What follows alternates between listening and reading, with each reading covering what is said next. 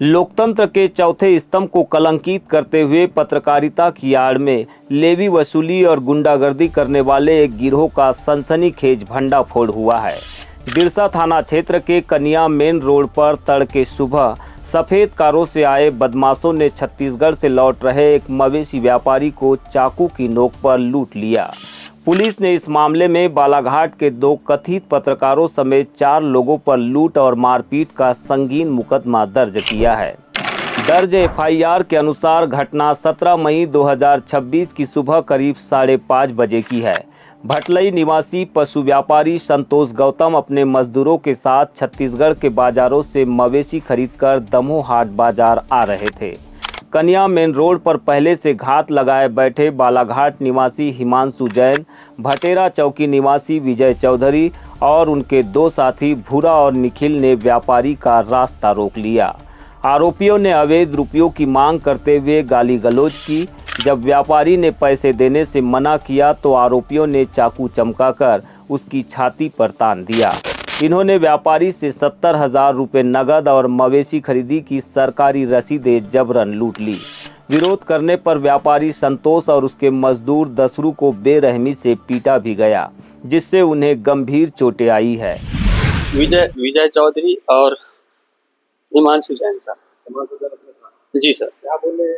पैसे नहीं देगा तो तेरे को जान से मार के फेंक देंगे। एक ये हिमांशु जैन और विजय चौधरी के द्वारा, और उनके सहयोगी लोग हमको पकड़ के मारने लग गए सर। वहाँ दौड़ा के पैर में बहुत चोट आई है सर। अब गरीब आदमी सर, बाल बच्चे पढ़ाने के लिए मेहनत करके खाते सर, ऐसा रोड पे लूटपाट किए सर हमारे से। उसके बाद आपके द्वारा सर मैंने उसके बाद बीडीसी साहब दमोह वाले को बताया सर मेरे साथ ऐसी घटना घटी है। मेरे बच्चे को फोन लगाने के लिए फोन नहीं किए सर, तो मैं तुरंत फिर बीडीसी साहब को जैसे फोन मिला मैं तुरंत लगाया, ऐसी घटना घटी है सर मेरे साथ करके। तो उन्होंने बात की उनसे, तो बोले तुम कौन हो, तुम बताओ ऐसे करके। तुमने बोले आप कौन हो, आप क्या कर रहे हो ये बताओ, ऐसे करके उन्होंने बोले। उसके बाद भी सर दमोह से काफी लड़के गए जो मेरे को पहचानते हैं।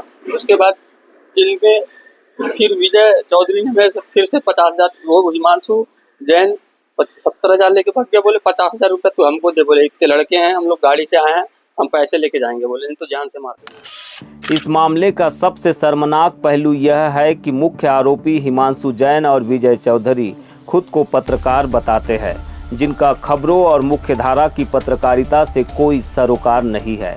इनकी ऐसी ही हरकतों के कारण जिले के मेहनती पत्रकारों की साख पर भारी बट्टा लग रहा है।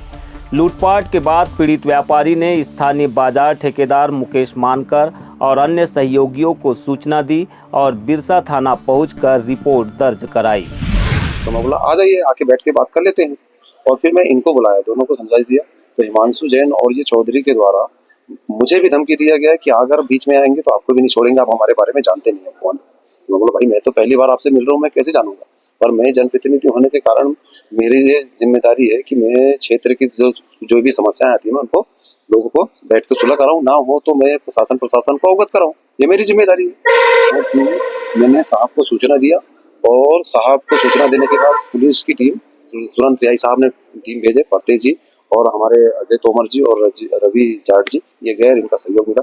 तो ये तो बोले पुलिस थाने भी नहीं जाएंगे, तुमको जहाँ जाना है वहाँ चले जाएंगे। पुलिस ने तत्परता दिखाते हुए आरोपी हिमांशु जैन, विजय चौधरी और 2 अन्य के खिलाफ भारतीय न्याय संहिता 2023 की विभिन्न संगीन धाराओं के तहत मामला दर्ज कर 2 आरोपियों को गिरफ्तार कर लिया है। प्रकरण की विवेचना उप निरीक्षक अभिषेक सिंह के द्वारा की जा रही है।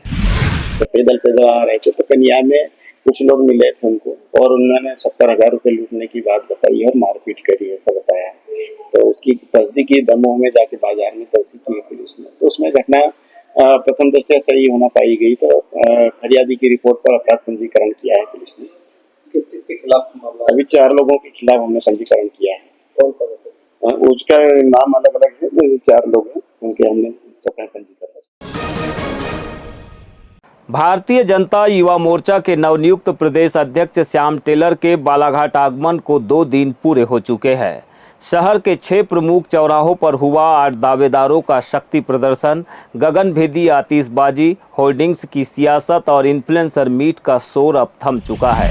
लेकिन इस तड़क भड़क वाले शक्ति प्रदर्शन के पीछे जो बेहद हैरान करने वाली और भाजपा के कथित चाल चरित्र और चेहरे को बेनकाब करने वाली तस्वीर सामने आई थी, उसकी गूंज 2 दिन बाद भी बालाघाट के सियासी गलियारों में थमी नहीं है। यह विश्लेषण किसी गुटबाजी का नहीं बल्कि उस राजनीतिक सुचिता का है जिसका ढोल भाजपा राष्ट्रीय मंचों से पीटती है। आइए विश्लेषण करते हैं कि आखिरकार इस पूरे दौरे ने संगठन की कार्यप्रणाली पर कौन से गंभीर सवाल खड़े कर दिए हैं।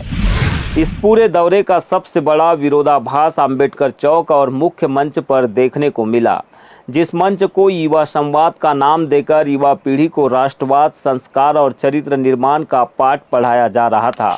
उसी कार्यक्रम में प्रदेश के अध्यक्ष के साथ कंधे से कंधा मिलाकर साये की तरह दुष्कर्म का एक आरोपी सीना ताने चल रहा था।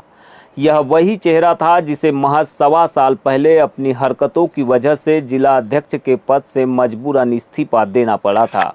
मामला सिर्फ आरोपी नेता के प्रदेश अध्यक्ष के साथ चलने तक सीमित नहीं है। खुद प्रदेश अध्यक्ष श्याम टेलर ने अपने संबोधन में सरेआम उस आरोपी नेता का नाम लिया और संगठन की माने तो उन्हें युवा मोर्चा का जिला अध्यक्ष कहकर तवज्जो दी गई। जिले के युवा मोर्चा के अध्यक्ष भूपेंद्र सोहागपुरे जी, जिले के युवा मोर्चा के अध्यक्ष भूपेंद्र सोहागपुरे जी। 2 दिन बाद यह चर्चा अब जोरों पर है कि क्या नए प्रदेश अध्यक्ष को स्थानीय स्तर पर इस बेहद संवेदनशील और गंभीर मामले की जानकारी नहीं थी, या फिर संगठन ने जानबूझकर एक पीड़ित महिला और न्याय प्रणाली की आंखों में धूल झोंकने के लिए इस दाग को अपनी हेडलाइन बनाना स्वीकार कर लिया। जो लोग इस मामले की गंभीरता को भूल चुके हैं उन्हें याद दिलाना जरूरी है कि नवंबर 2024 में इसी नेता की सगाई के दौरान एक शासकीय शिक्षिका ने मैरिज लॉन पहुंचकर हंगामा किया था, जिसके बाद पुलिस ने दुष्कर्म का मामला दर्ज किया था।